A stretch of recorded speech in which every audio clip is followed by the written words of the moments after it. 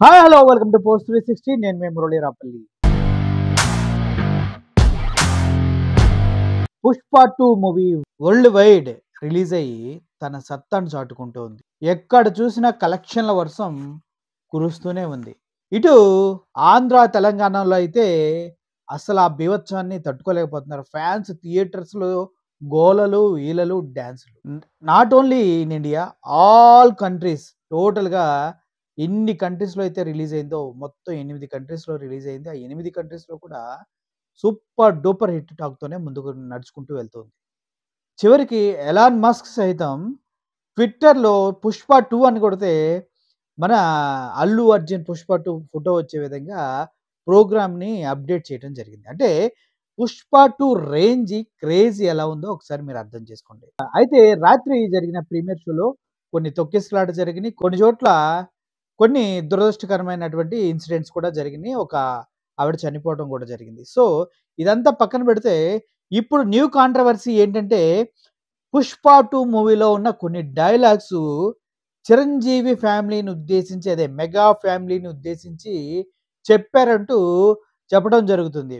మనకి గతంలో పరిటాల రవి అనే వ్యక్తి పవన్ కళ్యాణ్‌ని తీసుకెళ్ళి గుండు కొట్టించారు అనే ఒక రూమర్ ఉంది. దాన్ని పవన్ కళ్యాణ్ గారే స్వతహాగా ఒప్పుకోవడం కూడా జరిగింది. ఏమని? నాకు గుండు కొట్టించారనేసి రాంగ్ ప్రోపగండా చేసింది టీడీపీ వాళ్ళు. నాకు తెలుసు ఎక్కడి నుంచో ఆ ప్రోపగండా నడిచిందో అనేసి. ఏది ఏమైనప్పటికీ గుండు కొట్టారా లేదా అని పక్కన పెట్టేస్తే పవన్ కళ్యాణ్ దాన్ని ఖండించడం కూడా మనకు తెలుసు. అయితే ఈ సినిమాలో ఒక డైలాగ్ ఉంది. ఏదేంటంటే, "రేయ్ నువ్వు ఇట్టాగే వాగినవా అనంతపురం గుండా తీసుకుపోయి గుండు గీయిస్తా" అని ఒక డైలాగ్. అంటే ఈ డైలాగ్‌ని గతంలో పవన్ కళ్యాణ్‌కి పరిటాల రవి గుండు కొట్టించాడు. దాన్ని దృష్టిలో పెట్టుకొనే ఈ డైలాగ్ రాశారు.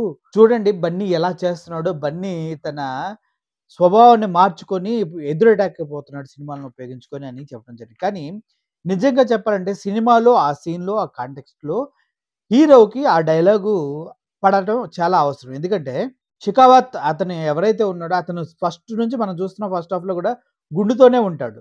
సో ఇలాగే ఆ గుండు గురించి ఆ సినిమాలో చాలా టాపిక్స్ ఉన్నాయి. అందుట్లో భాగంగానే నిన్ను అనంతపురం గుండా తీసుకెళ్ళి గుండు కొట్టిస్తా అనే డైలాగు రాయటం జరిగింది. అయితే ఇక్కడ మనం గుర్తుంచుకోవాల్సిన విషయం ఏంటంటే, సుకుమారు అనే వ్యక్తుల్ని టార్గెట్ చేసి డైలాగులు రాయడు. అతను సినిమా కోసమే డైలాగులు రాస్తాడు. అందరు ఫ్యాన్స్, ప్రేక్షకులు గమనించాలి. ఎందుకంటే సుకుమార్ అనే వ్యక్తి సినిమాల పట్ల ప్యాషన్‌తో వచ్చాడే గానీ, ఒక వ్యక్తిని గానీ, ఒక పర్సన్‌ని గానీ పాయింట్ ఔట్ చేసే విధంగా, వాళ్ళ క్రెడిబిలిటీ దెబ్బతినే విధంగా ఏదో ఊహించుకొని డైలాగులు రాసే క్యారెక్టర్ సుకుమార్‌ది కాదు అనే విషయాన్ని మీకు గుర్తు చేస్తున్నా. అదే విధంగా అల్లు అర్జున్ కూడా సొంత కుటుంబం పైన ఇటువంటి భారీ పంచులేసుకునే స్థాయికి దిగజారాడు. ఎందుకంటే ఎంతవరకు ఉండాలో అంతవరకు ఉంటాడు. అంతేకాదు ఇంకో డైలాగ్ కూడా ఈ సినిమాలోది చాలా చాలా చాలా కాంట్రవర్సీ క్రియేట్ చేస్తూ ఉంది.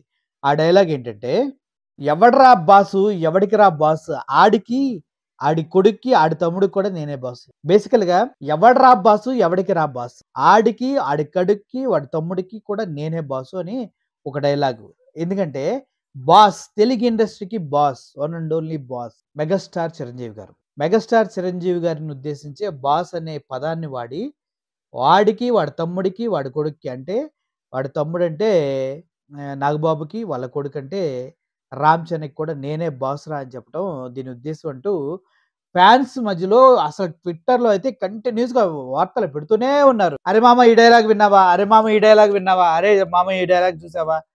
ఇది వాళ్ళని ఉద్దేశించి అన్నాడురా. ఇది మెగాస్టార్ చిరంజీవి గారిని ఉద్దేశించి అన్నాడురా" అంటూ చెప్తూ ఉన్నారు. అయితే ఇందుట్లో మనం ఆలోచించవలసిన విషయం ఏంటంటే, ఎవడొప్పుకున్నా, ఒప్పుకోకపోయినా తెలుగు సినిమా ఇండస్ట్రీలో చిరంజీవి గారు ఈస్ ద బాస్.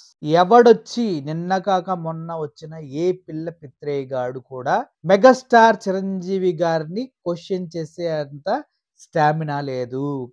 అయితే అల్లు అర్జున్‌కి అయితే అస్సలు లేదు. ఎందుకంటే ఒకానొక టైంలో అల్లు అర్జునే చెప్పాడు, "చిరంజీవి వల్లే సినిమాలోకొచ్చాను.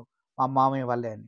ఆఫ్‌కోర్స్ అది కరెక్టే. సినిమాలోకి రావడం వరకు చిరంజీవి గారు అయ్యుండొచ్చు. కానీ తన స్టామినాని తను ప్రూవ్ చేసుకున్నాడు. కానీ బాస్ చిరంజీవిని అనే స్థితికి బన్నీ దిగజారాడని నేను అనుకుంటున్నా. ఈ విధంగా మనం చూసుకున్నట్లయితే ఇది మెగాస్టార్‌ని ఉద్దేశించి అయితే కాదు. మెగాస్టార్‌ని ఉద్దేశించి డైలాగులు రాసే అంత ఆలోచన కూడా సుకుమార్ గారికి వచ్చి ఉండదు.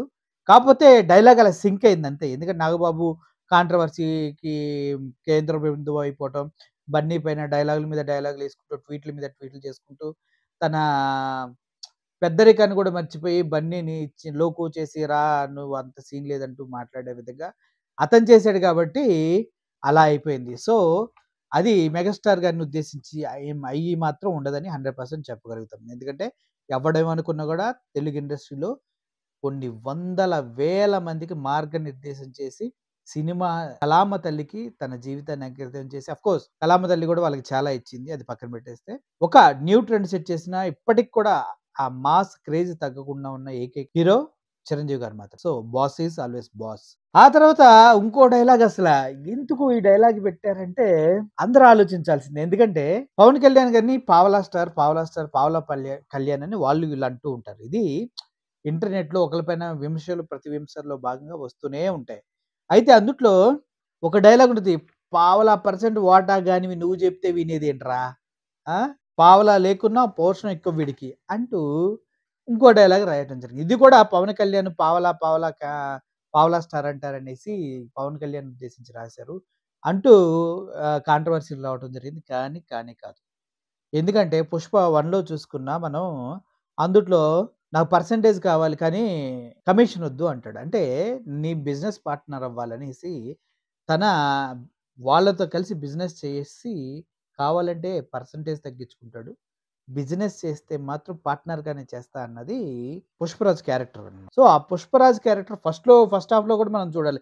అట్లయితే ఫస్ట్ హాఫ్‌లో కూడా డైలాగ్ ఉంటది. కాలు మీద కాలేసుకొని కూర్చుంటే వాడొచ్చేసి ఎవడయ్యాడు బయటకి పంపించే కాలు మీద కాలేసుకుని అంటే అప్పుడు కూడా డైలాగ్ ఉంటది. "ఈ కాలేమన్నా నీదా? ఈ కాలేమన్నా నీదా? ఈగోని కొనలేవురా" అన్నట్టు 'పుష్పరాజు' యొక్క బాడీ లాంగ్వేజ్ డైలాగు ఉంటది. ఒక విధంగా చెప్పాలంటే 'పుష్పరాజు' క్యారెక్టరైజేషన్ అలాగే ఉంటది. వాడు మాట్లాడే విధానం అలాగే ఉంటది. దాన్ని పర్సనల్ లైఫ్‌లకి ఆపాదించుకొని ఒకరినొకరిని తక్కువ చేసుకుంటూ మాట్లాడుతూ ఫ్యాన్స్ మధ్యలో ఒక రకమైన వార్ వాతావరణం క్రియేట్ అవుతుంది. అది ఏమాత్రం కరెక్ట్ కాదు. సినిమాని సినిమాలాగే చూడాలి. ఎంటర్‌టైన్‌మెంట్ లాగే చూడాలి. అంతే తప్పించి ఆ సినిమాని తీసుకెళ్ళి మీరు పర్సనల్ లైఫ్‌లకి అతికించి పర్సనల్ లైఫ్‌లని ఫ్యాన్స్ వార్స్‌గా మార్చుకోవటం అనేది అసలు సమాజానికి హితం కాదు. అది 100% రాంగ్. ఫ్యాన్స్ అంతా సంయమనంతో 'అల్లు అర్జున్' ఫ్యాన్స్ అయినా, ఇటు 'పవన్ కళ్యాణ్' ఫ్యాన్స్ అయినా, జన సైనికులైనా ఎవరైనా కూడా సినిమాని సినిమాలాగా చూడండి. లేకపోతే మీరు ఫెయిల్ అయినట్టే. సినిమాని సినిమాలాగా చూస్తేనే మీరు పాస్ అయినట్టు ఫ్యాన్స్‌గా. లేదంటే ఫెయిల్ అయినట్టే. ఈ విషయాన్ని మీరందరూ మనసులో పెట్టుకొని, ఈ డైలాగ్ వార్‌లు ఏమి లేకుండా హ్యాపీగా మీ లైఫ్ మీరు లీడ్ చేస్తారని మనసారా కోరుకుంటూ సెలవు తీసుకుంటున్నా. Murali signing off. Thank you so much.